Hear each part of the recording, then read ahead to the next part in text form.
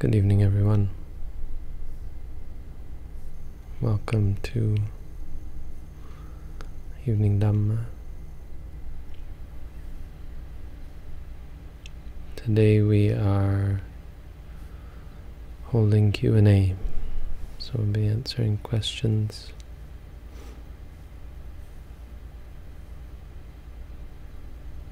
I need to see if I can get a panel up here or something. Remember when I was in Sri Lanka, we had a whole panel answering questions, and that was a lot of, I think that was pretty great. It's good to be able to talk about these things. Not just me up here answering questions all the time. But we have 19 questions, so it's great to see the interest. There's still interest.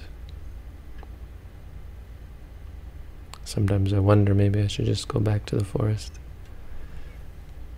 But today we have 2 meditators here now. 3, I guess.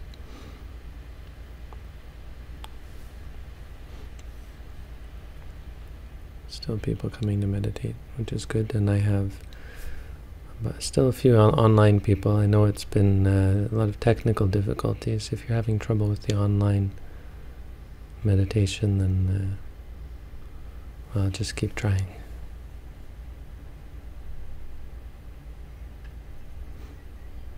Okay, so we'll dive right into questions. Lately people are asking for advice, but they don't like what I say to them. They get upset, angry even. Should I avoid giving honest advice, opinions? Maybe I am not compassionate enough to know how much they can bear. Well, it sounds a lot like the experience of a teacher.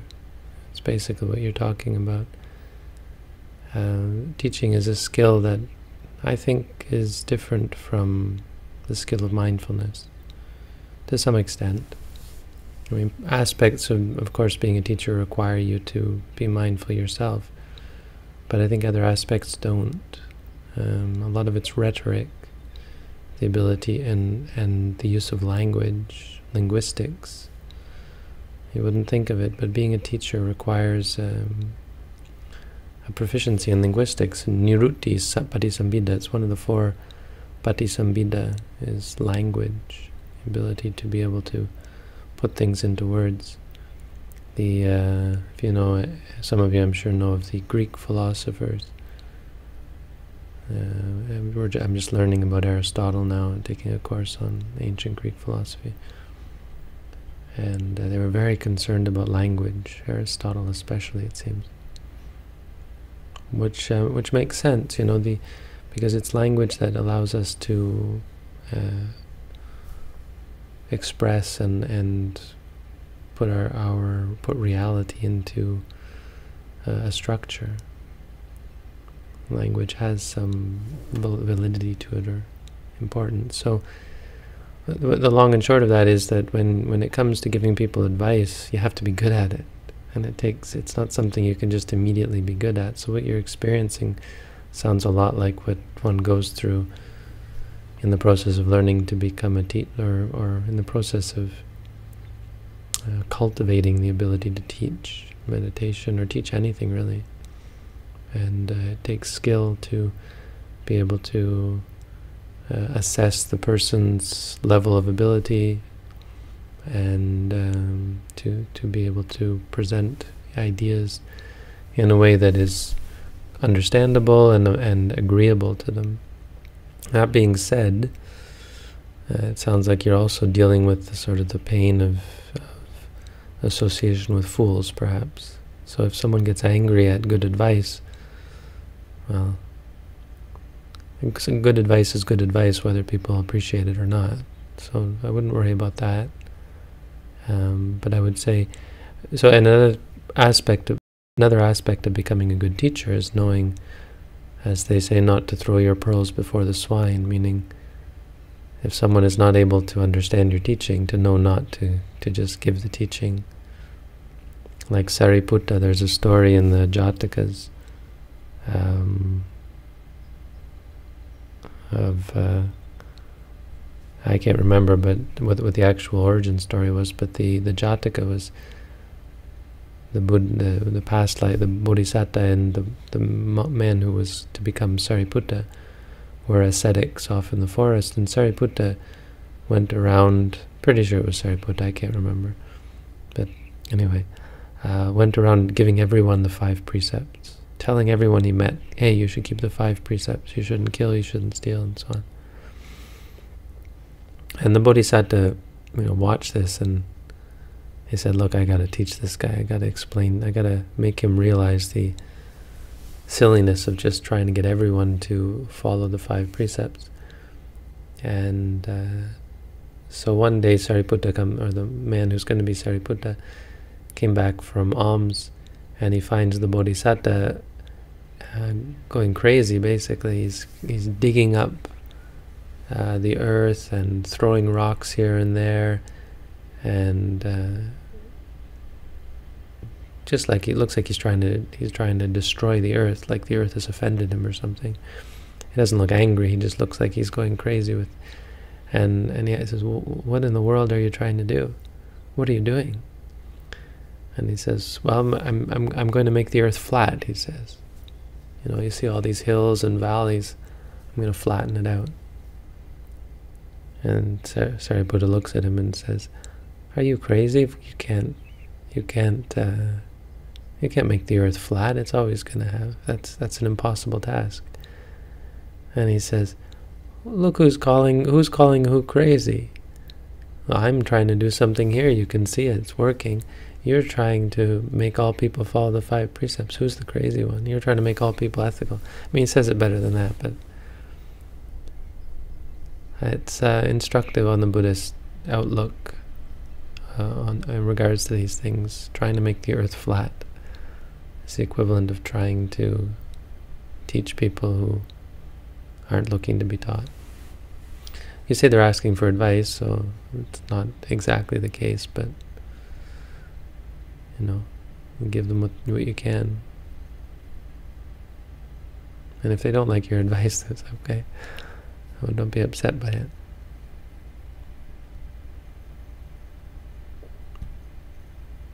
Like Ajahn Tong said, if someone asks you your opinion, you give it. And if they don't like it, choy, he said. Choy means stay cool, basically.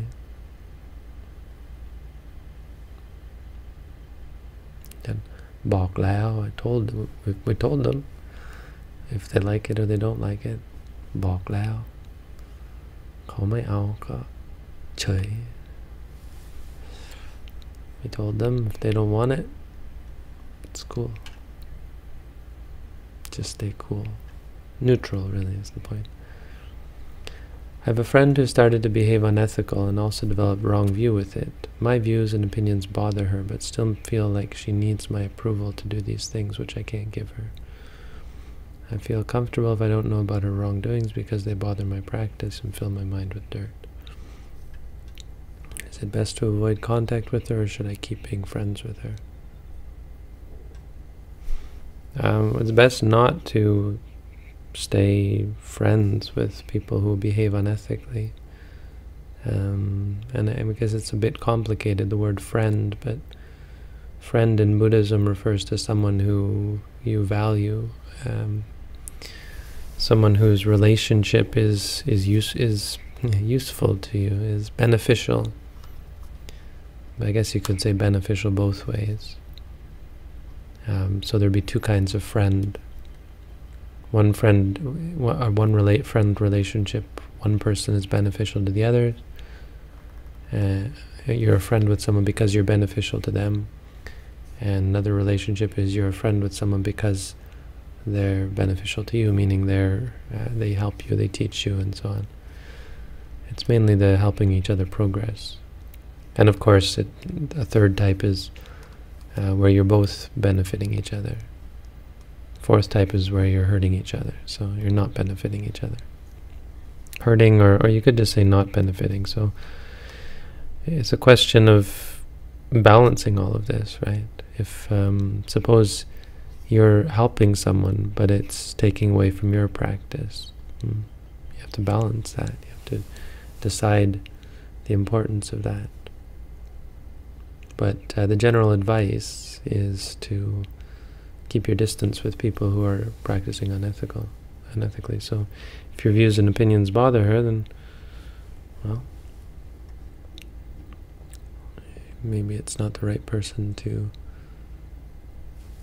be close to, associate with.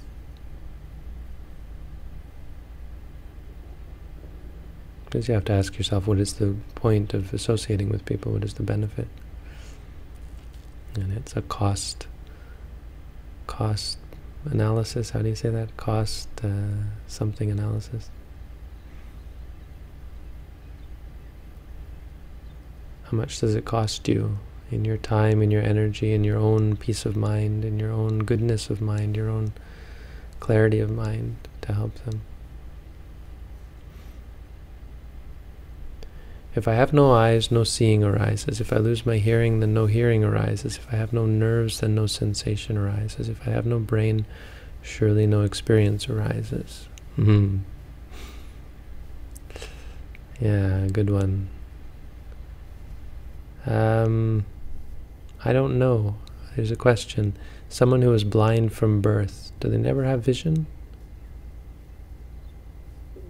That's a good question. Someone who is deaf from birth, do they not ever hear things in their head? I don't know the answer to that, but it's not really relevant or important, because all of those are physical, and they're translated into mental. Like, you don't actually see with your eyes. The seeing is whatever part of the body is, guess you could say, connected to the mind. And it's certainly not the eyeballs.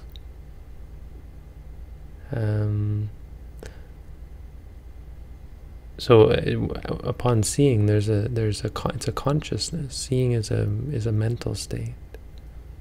But it's based on specific types of the physical. The same with hearing and so on. But the point being that the brain doesn't give you thought. Brain gives you memories. So with no brain, you could argue that there's no memories. Which doesn't seem to be the case.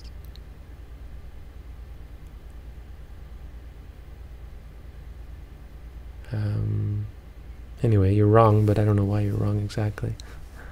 It's, I mean, basically what you're asking is, in general, there's the appearance that the physical or the mental depends upon the physical. That's what it appears in all states. And you could even argue, if you take away part of the brain, your experience drastically changes. Your mental experience changes, or seems to be hampered, yeah, inhibited.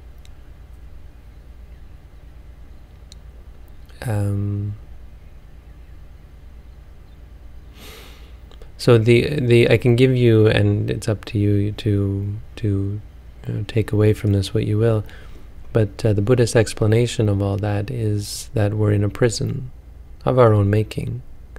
But you consider from the moment of conception, when it was quite simple, and it was just kind of a neat idea. Hey, here's a fetus. Let's do this. Let's be this, something like that. The mind is attracted somehow to the highly contrived state of being born a human. It's not natural. There's nothing natural about being born a human. It's something I would describe it as incredibly perverse, in fact. And by perverse, it's just in a universal sense. Like, why aren't we stardust or comets or something like that, right? That seems a lot less perverse than the blood and gunk of a womb. The umbilical cords and all this. It's just bizarre. But somehow we've gotten ourselves caught up in this thinking, hey, this would be a good idea. And then we spend 9 months in the womb reacquainting ourselves with something that must be incredibly familiar, having done it so often. Such that our vision becomes tunnel vision, basically. We are, after 9 months, and lifetime after lifetime after lifetime, we are so focused on this narration of humanity that in general we're habitually, it's ingrained in us to experience things in a certain way. And this is consistent with descriptions of out-of-body experiences, near-death experiences, that seem to show that this is entirely contrived, and it's just a prison or a filter. You know, what's his name? William James. You know, he's over 100 years old now, but his theory is, he said the brain was a filter. But that's not based on belief. That was based on intensive experimentation and observation of weird states of weird people who were in had bizarre experiences. There's a good book, if you're really intellectual, to read called The Irreducible Mind. I mean, some people I think ridicule it, but this is this group of doctors, of PhDs at University of Georgia, I think. And it's a huge book. It's like this big. But it's a fairly easy read, and it goes through the science behind the theory that the mind isn't reducible to the brain, and it's pretty solid. But, you know, so we would say that this is all just a prison. So where we have this tunnel vision where we only see out of, you know, this, right? But when you have an out-of-body experience, wow, you see a lot more and a lot more clearly. That YouTube video that just went viral, or TED Talk maybe, TED Talk I guess, Jill Taylor, Dr. Jill Taylor, and you know, it can be interpreted both ways, but what she describes is this pure experience when her brain shut off, half of her brain shut off through a stroke. She suddenly was flying, and it was like heaven, kind of, you know. But to her it was just a stroke. The brain was shut down. But it's the interesting thing that when the brain shuts down, like psilocybin, for example. Now, I don't know if this has been established or not, but there were fairly recent experiments done on psilocybin that show it doesn't enhance mental activity, it shuts down mental activity. Sorry, brain activity. It doesn't enhance brain activity, it shuts down brain activity. So then why is it that my fellow shroom trippers that we have, I don't do shrooms anymore, but I used to, I've done them a few times when I was a teenager, why is it that you have such incredible visions and you know, mental experiences? That's an interesting concept to think about. So that would be hopefully a little bit of, hopefully sending you in the right direction if you want to understand the Buddhist take on all that.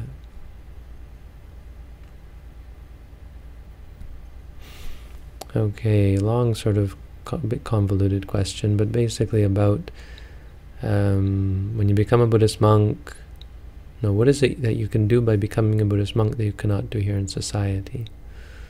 So your idea is that, well, suffering and ignorance, attachment will stop me. And then his father says, instead of being a monk and do nothing, why don't you just stay here and earn money and do something for the poor people? Isn't this a selfish need, or is it a greater cause, or is it another way? Okay, so your father says you should make money and do something for poor people. I mean, honestly, it's hard to take that argument too seriously, because What good is it to do something for poor people? What have you done when you've done something for poor people? People have tried that before. They still died.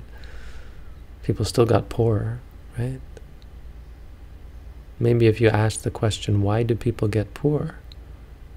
And solve that for people, you'd be doing something better, right? You give people some money, maybe even teach them how to work, okay. But more people are going to get poor in the future, and quickly. You're not going to be able to stem the tide. Rich people have thought about these things as well. Why don't I just give all my money to charity? It doesn't actually work. The king of Thailand did this. Gave land to poor people because he knew that land is the answer. Money isn't really the answer. Land is. Give them farmland, you know. He gave them all he gave a whole bunch of people farmland, and what did they do? They sold it to the rich people. They sold it for money to the rich people. Yeah. So you could say education, etc., etc. But it's deeper than that, right? Suppose you educate people and educate them in how to make money. It doesn't actually work. See, the problem with poor people is if everybody was as rich as the average Canadian, we would have long ago destroyed this world. We're too rich. We can't all be rich.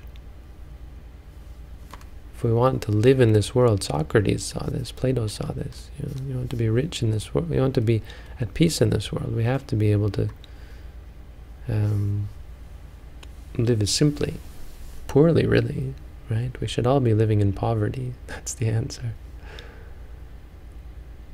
But so the real point here is, what's more important than giving people money or helping poor people? Goodness really is the answer. Because how can you live simply? The only way to live simply is to give up greed. How do you give up greed? Well, by becoming a monk is a pretty good way. How do you help other people give up greed? Well, again, by becoming a monk is a pretty good way. Of course, the answer isn't becoming a monk, but the answer is something greater than making money and helping poor people, because that has never worked. It's never done very much of any good in the world. So it's I think that's lazy reasoning, which is natural. I mean, that's the kind of thing people think about, but I would guess it's mostly because people are so had it ingrained in them that that's the good. What is the good? Getting a good job, working, making money, and giving charity, and so on. Really actually doesn't do much for the world. It's, you know? The difference between that and becoming a monk is profound as far as the benefit to the world, because you're changing the this view, I guess. You know, the way you're changing the way the cultural milieu, the way we look at the world, rather than looking at it from a point of view of materialism. You start to cultivate societies and interactions that are based on renunciation. I mean, that's the great thing about monasticism. It's a travesty that people don't realize the great benefit of monasticism to the world and to poor people, for example. Helping people to let go of the craving to be rich, stop people from hoarding money, and like, the world would not be in such a great imbalance if it weren't for greed, obviously. I mean, the other thing is, of course, poor people, there's an element of bad karma. If you're born into a poor family, well, you put yourself there. So I mean, that's not to say it sucks to you. It means that's a bigger part of the answer, is learning to be less stingy and so on, less inclined towards the things that lead us to be reborn poor. How are we doing? We're going slowly. The lower ones go faster because they've got less upvotes, so they're generally more simple. Bhante, I'm really struggling with the concept of devas in God realms.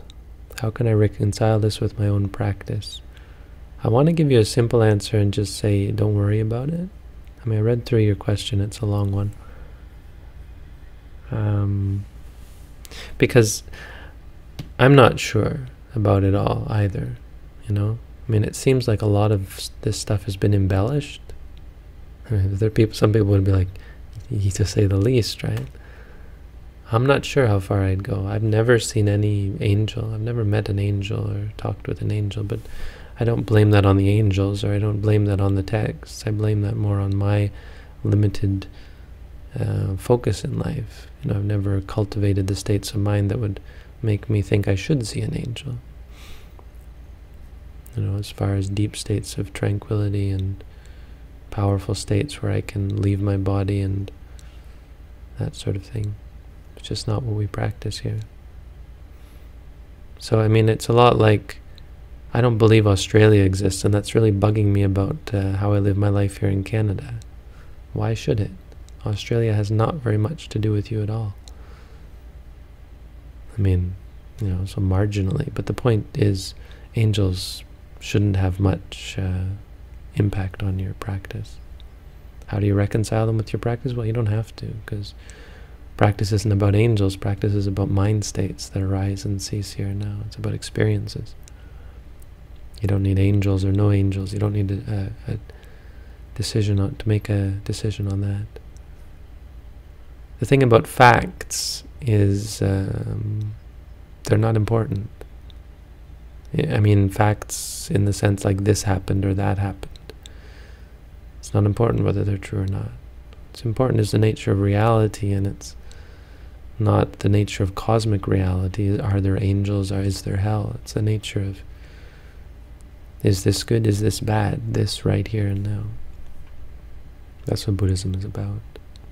All the stuff about angels, you know, apparently people see them and talk with them and remember past lives being angels and so on, so I'll go with that. I'm happy to entertain the things they say. Some of these people are very wise, so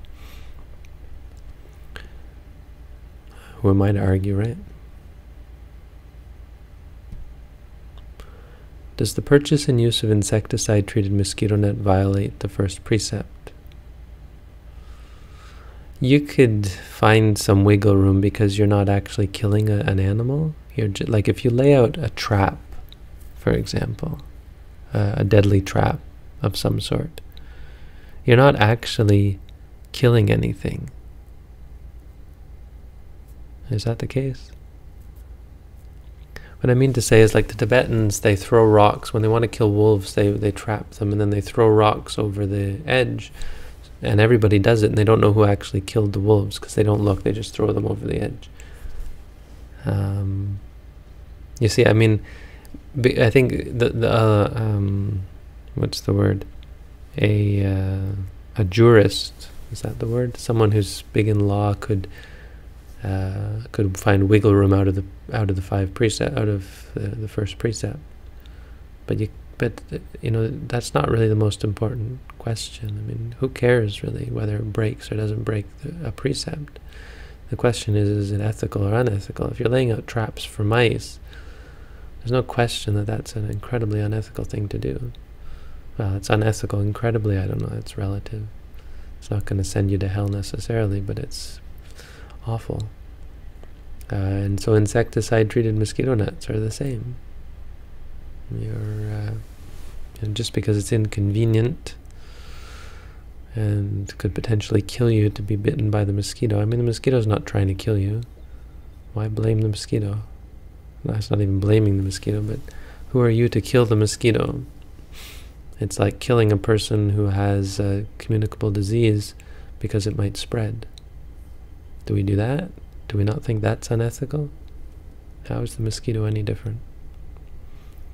What we should be learning is focusing on these ideas to make them impotent, because I think that's entirely ethical. There are ways to make mosquitoes impotent. I think that's perfectly fine. Except the experiments, they do probably kill a lot of mosquitoes, unfortunately.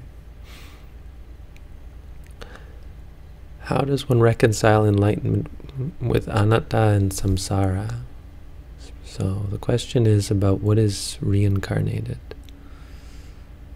If there is no soul, nothing is ever reincarnated. Nothing is ever reincarnated. Mind states arise and cease. And that's not talking about some atomic, because when you think about, okay, so then mind states are an atom that arises, that, you know, that are a particle of experience. There are particles like this. That's all just your mind. We're not interested in what exists in a, you know, in a impersonal world, like what's out there, or even what's in here. We're only interested in experience, and not in the same way that people are interested in atoms and subatomic particles, but in the way of how it affects us. You know, is it good to get angry? Is it good to attach to things? And these things that we attach to, what are they like? And these things that we attach to turn out to be not exactly the way we thought they were. They're not under our control. They don't belong to us. They don't have entities in and of themselves. So you're asking about a soul is totally on the wrong paradigm. The existence of a soul is like what was the word? This existence of a soul is still thinking in terms of a thing, right? Reality doesn't have things, is a Buddhist theory. You know, the Buddhist theory is that there are not things. Like Aristotle talks about substance, I think. Substances, and a lot of philosophers are all about substance. Buddhism throws that out. There is no substance. They're insubstantial. Emptiness, right? This Mahayana phrase of emptiness. It's true. Reality isn't of that paradigm. Reality is experience. Think about your experience. And the objects of experience are impermanent. They're changing and they're unpredictable. And more importantly, they're momentary. When you move your right foot, the feeling of moving the right foot arises and ceases. When you move your left foot, it's a whole new experience. And that's what the building blocks of reality, and they are impermanent, unsatisfying, uncontrollable. And more than uncontrollable, they're not self. This is what anatta means. Anatta doesn't mean there is no self. It's the wrong question.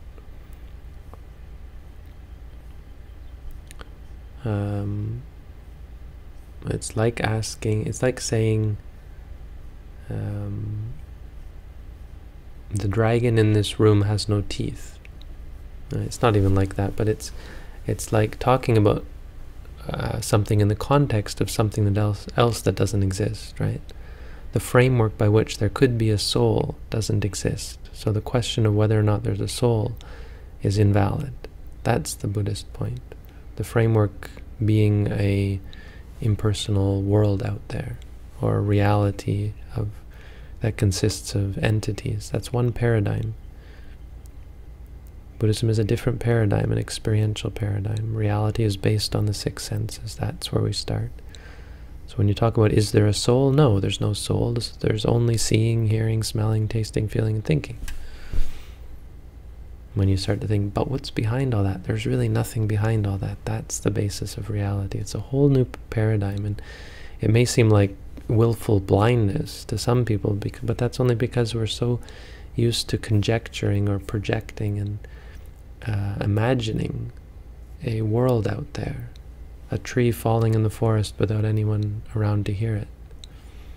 That's not how Buddhism looks at the world. So hopefully that helps. But you really have to do meditation to get that. But hopefully that helps you focus on the fact that it is all about experiences and meditation, not on whether So Buddhism doesn't believe in reincarnation. As I've said many times, Buddhism is the theory that there is no such thing as death, or that death occurs only at every moment.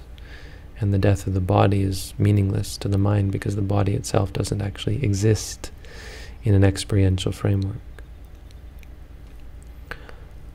While meditating and being mindful, I am seeing that I am forgetting things or remembering things, sometime unable to recognize things. Is it an issue? I don't know, could be. Yeah, meditation can certainly make you less productive in the world. unfortunately. I mean, or fortunately, really, because it makes you less of a strain on resources and so on. Live simply. It's really the only way.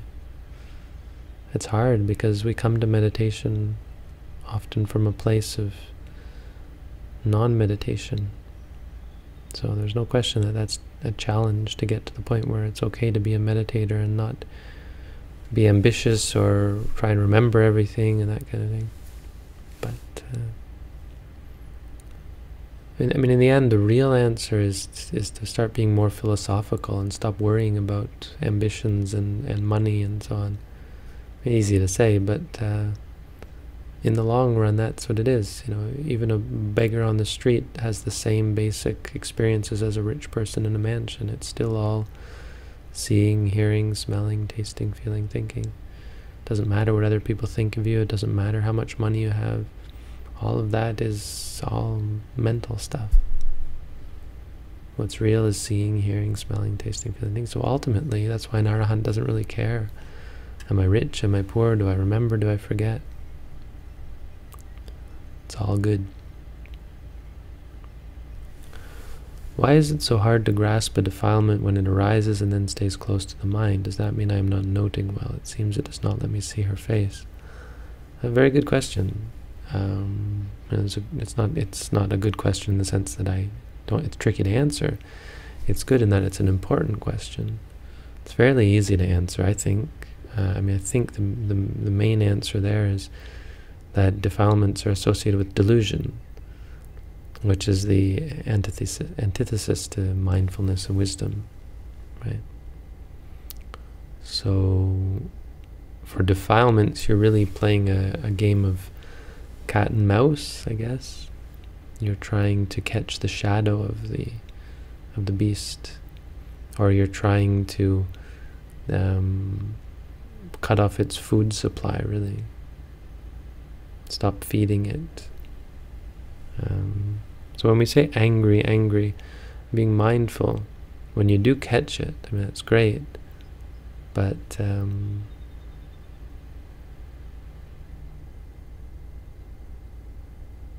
it's still after the fact, and it's more reflecting. It's not a problem. Saying angry is being mindful of the anger. As with everything, it's always right after the fact, but the long run is much more important, is to look and understand the things that you're being angry about. You're angry about something you see or hear or so on. Once you start to see that it's just something that arises and ceases, the idea of getting angry about it is just unfathomable. I mean, it doesn't even occur to you to get angry. So that's why the key is impermanent suffering and non-self. Once you're angry, it's already associated with delusion. Once you're greedy, they're all associated with delusion. Delusion plays a part in all unwholesomeness. And that's why it's hard to be mindful during those times. Because there's no point in there, there's no break in there in the beginning. I mean, it's just a massive defilement. So any opportunity to put mindfulness in there you're just so far from being mindful. And mindfulness takes a certain momentum, right? And when the momentum is in favor of evil, it's just, you'll get lost. A good question. What is the best way to eliminate aversion, fear? Well, these sorts of questions are not very good questions, because they're good questions, but not for this, because to ask the question you have to have agreed that you've already read my booklet, or I think. My point, sorry to be so awful, but the point is read my booklet on how to meditate, because from my point of view, that is the best way to deal with all sorts of things, including fear and aversion.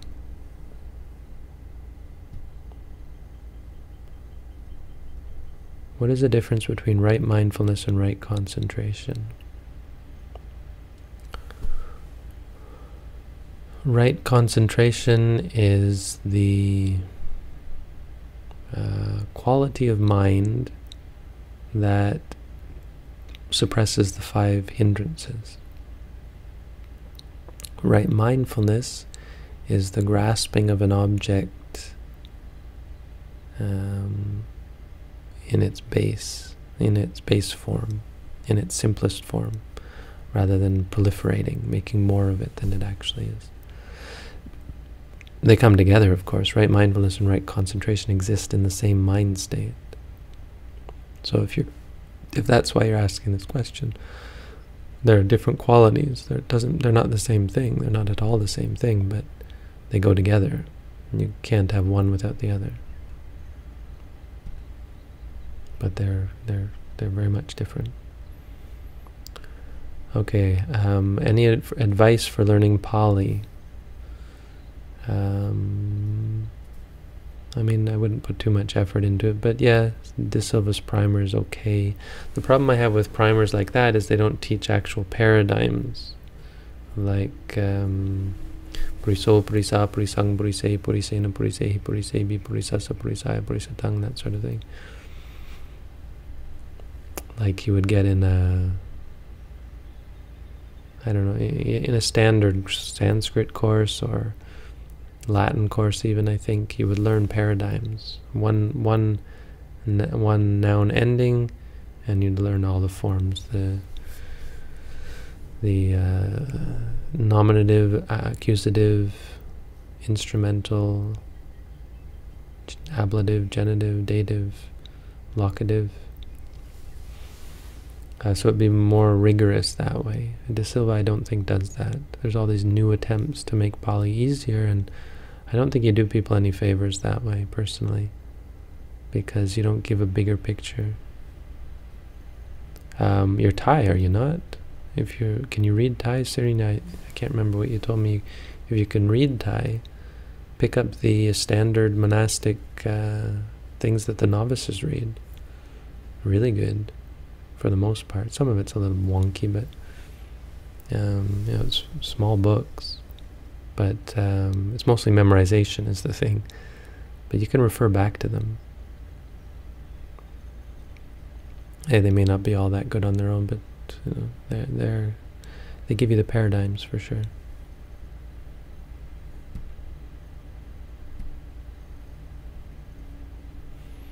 There's even new versions, because these ones are old, written by a prince, and so they don't want to give them up. But there's new versions that you can get from the Buddhist universities in Bangkok. If you can read Thai, that would be a good place to start.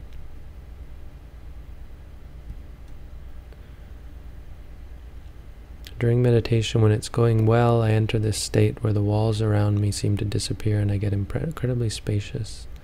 I can see thoughts come and can dismiss them easily, if need be. What state do you call this? Impermanent, unsatisfying, and uncontrollable, unfortunately. So whatever it is, it's impermanent, unsatisfying, and uncontrollable. Something you should be mindful of and let it go.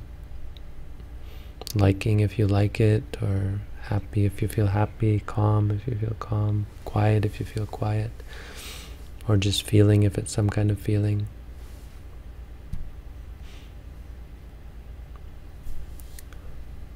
Okay, here's a good question about number 19. I guess I didn't explain it. I didn't go into it in detail. So the idea is that there are bad thoughts and there are good thoughts, wholesome and unwholesome, right? But even wholesome thoughts are a disturbance for the mind. And so I didn't want to go into it because it is complicated. Yes, the Buddha did samatha meditation, so he did go down that route. But I think one way of interpreting it, an important point that's important there, is that Buddhism is beyond good and evil. You know, the real important point in what the Buddha is saying there is that good thoughts are still impermanent, unsatisfying, and uncontrollable. They're still suffering in a sense. They're suffering because they come and they go, and they're unpredictable, they're unstable, and they're suffering in the sense that when you cling to them, you feel good about yourself, you're just going to suffer because you can't. They're not under your control. They don't belong to you. The point being that even good things, you have to let them go, and the Buddha says this quite often. But then, you know, he focused his mind in non-samatha meditation practice. there is still this tranquilizing of the mind. The mind calms down. Why? Because it sees that thought is coarse, is disturbing in some sense. It's not disturbing that makes you upset or angry. It's disturbing in that it's useless. It's a dumb thing to do, to think a lot, or to think at all, really. But it's going a little bit deeper.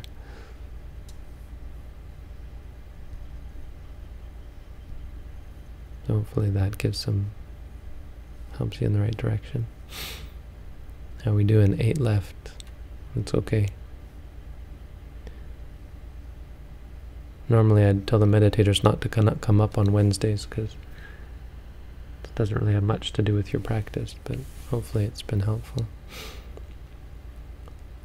I didn't give a talk on Monday. I went to Toronto on Monday, so this is to make up for it. I'll let them stay. Okay, engaging mindfully with others is better than keeping to yourself. Meditators aren't stoned. So why do some monks take a vow of silence? It's against the monastic rules in our tradition to take a vow of silence. How do they express themselves mindfully in other ways? Yeah, so it's good to be silent a lot of the time, in general, to not talk much. But, it doesn't contradict that, I don't think, because even monks who don't talk can still engage with each other. The problem is if you don't engage at all, that's not really allowed. And it's not appropriate. I mean, it's just, that's the argument that I'm making. You can disagree with it, but the tradition, our tradition, seems to agree very much. There was these monks who tried that, who spent 3 months of the rains totally silent, not talking. And the Buddha chastised them. He said, dogs can live that way, You're human beings. There's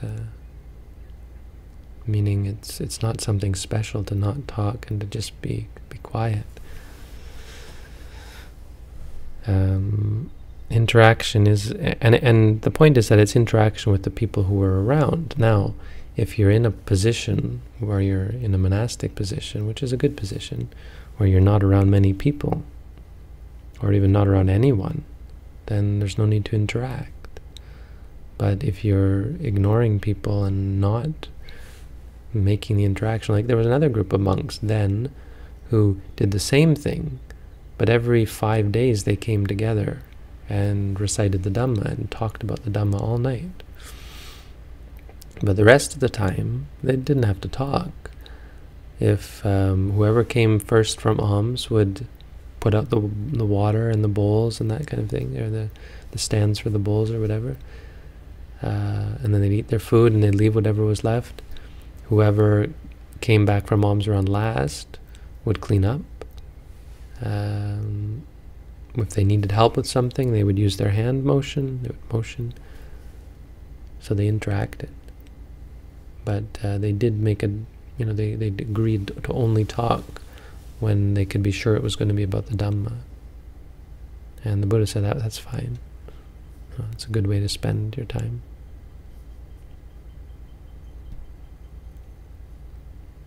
But vows of silence are actually not allowed.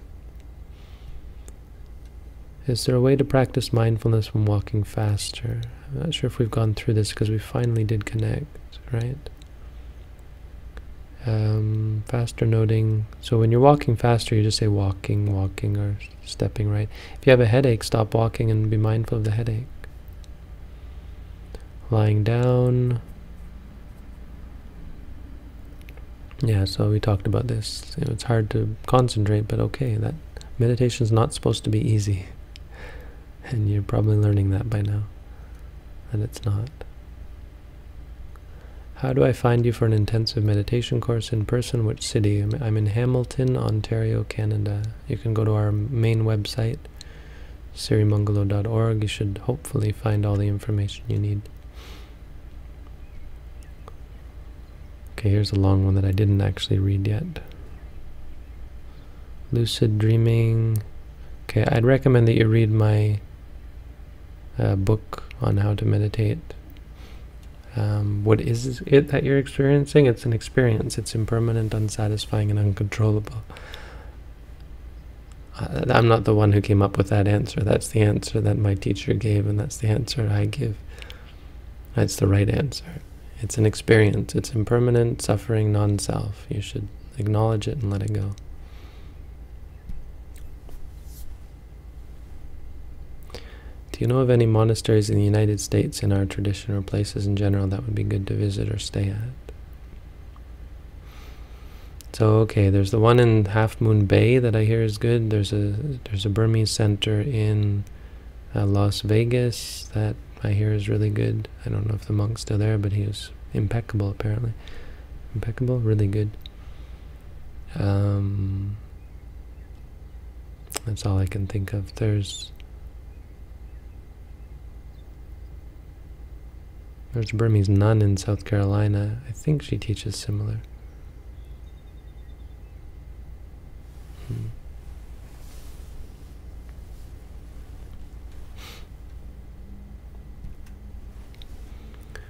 What did the Buddha teach about publicizing one's own good deed, one's good deeds? Yeah, I mean, there's a talk about not publicizing your own. I mean, if you're publicizing your own good deeds to brag about them, that's no good. But there is something about publicizing your good deeds because it gives people an opportunity to appreciate them. Like if you did something good, like what can I say I did today? What did I do today? That was good. Today I talked to someone who has cancer, and I've offered to do a sort of an intensive course with them online. So I tell you about that, and if I tell you about that thinking, now you can feel good about it and say, wow, that's great, then that's good for you. It's called anumodana maya. It's punya. It's goodness. When you feel good about something that someone else has done, and when you express your appreciation, wow, what a good thing you did, then that's goodness for you. So in Thai society, there's a lot of using this word anumodana. I don't hear it so much in Sri Lanka, but well, they say sadhu, I guess, but Bohoma Ping they also say, but they don't say anumodana that I hear so much. But in Thai they say it all the time, anumodana. In Cambodia they say anumodania. Means appreciate what you did, appreciate that, or what a good thing. It's the same as sadhu, I guess. But this network that you're talking about, I don't have any comment on it. I would say it sounds like it's probably better to let it go. Any recommendations on helping one's parents get on the path? Well, yeah. Be as mindful as you can, and mindful when you're around them, and be ready to interact with them in ways that are mindful. Not easy. You can't. I mean, you can't flatten the world. It's up to them to walk the path. But you can open the door. You don't know whether they're going to walk through it or not. If you're lucky, they will. How are jhanas different from formless jhanas? Well, there are two types of jhanas. There are jhanas of form and formless jhanas. It's not really what I teach, so I'm not going to go into it. But you can read up on it. And that's it. That's all the questions for tonight. 50 minutes. That was a good session, no? How are we doing? Some questions on YouTube. Sorry, YouTube, I don't answer questions on YouTube. Wow. A lot of people talking on YouTube. Anyway, that's all for tonight. Thank you all for coming out. Have a good night.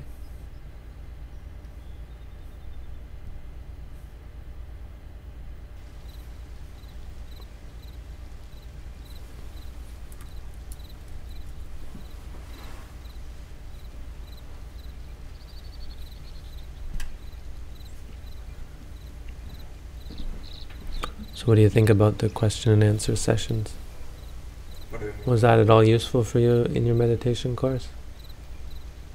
To listen to what I was talking about? Many worldly questions. Yeah, so that's why Wednesdays I say better not come up. But some of them are important. Some of them are okay. So you can just maybe it is good to come up then. Sometimes, yeah. Wednesdays will be optional. Be Yep. aware that it's fairly well. Thank you. Mhm.